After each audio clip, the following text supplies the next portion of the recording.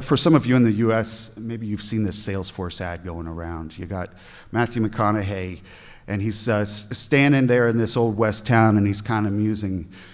If AI is the Wild West, does that make data the new gold?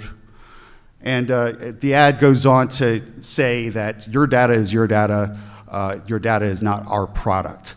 So it's a good ad, it's an effective one, but I would propose to you today that, in fact, in the era of AI, power is very much the new gold. And we've seen lots of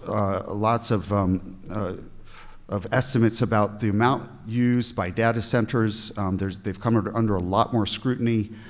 This is just our estimate, and then one of many. If you look at just this handful of markets here, consuming 12 gigawatts of power just for roughly 1,000 data centers in these markets, that's the equivalent of what it takes to power about 9 million homes. We already have a scarcity problem. Before generative AI took off in the last year, we were already dealing with a crisis of looking for power. And these are just some of the big examples right here. But this is, so basically now the industry is on the radar internationally, rightly or wrongly or both. There's definitely been criticism about the amount of power used by data centers. And so as some regulatory things take effect, now we have a situation where the data center market turns around and says, well, you know what, actually, we're going to need a whole lot more power, not less.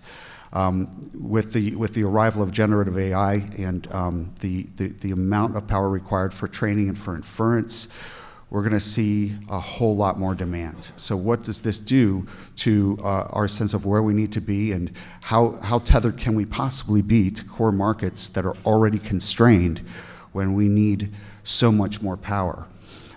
Just looking at NVIDIA's latest GPU chips, for example, the H100 and H200, their thermal design power is 700 watts for a chip, and that's the equivalent of what a lot of cloud servers actually use. Taking that example further, NVIDIA GPUs would require about 45 to 80 kilowatts for a 42U rack.